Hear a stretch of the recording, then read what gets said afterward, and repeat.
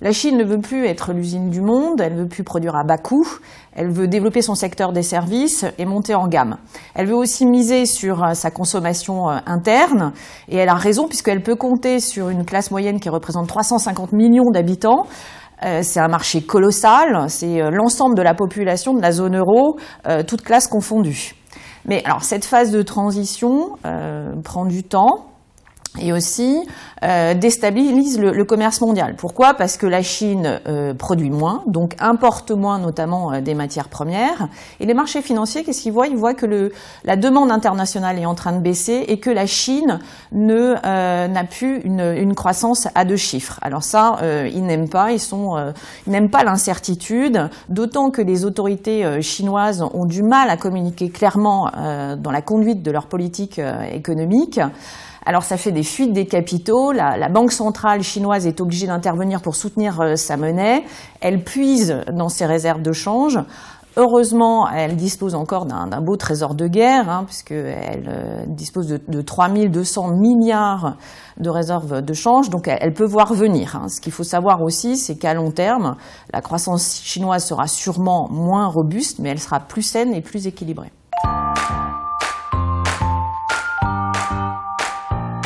L'Arabie Saoudite s'est lancée dans une guerre des prix acharnée. Pourquoi ? Parce qu'elle veut conserver ses parts de marché au niveau mondial. Elle veut déstabiliser le secteur pétrolier américain qui a gagné en puissance grâce à l'extraction du pétrole de schiste.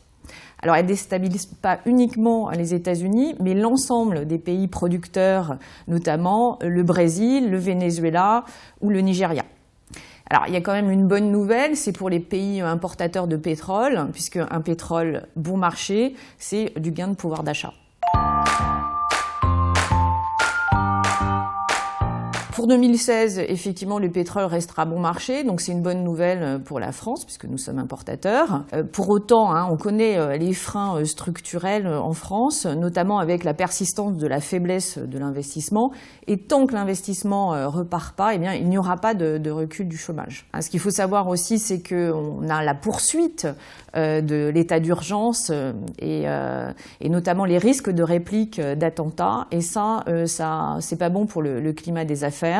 Et tant qu'il y aura cette menace et ces risques, eh bien la France fera certainement moins bien que ses partenaires européens au niveau économique.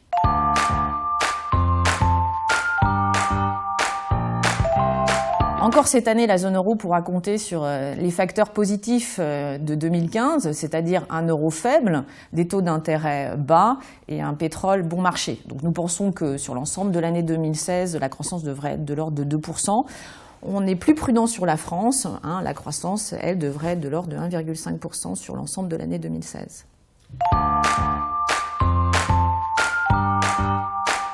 En 2015, la croissance américaine a été de 2,5%, alors qu'elle faisait face à des vents contraires, qui sont un dollar fort, un pétrole bon marché et un ralentissement de la croissance chinoise.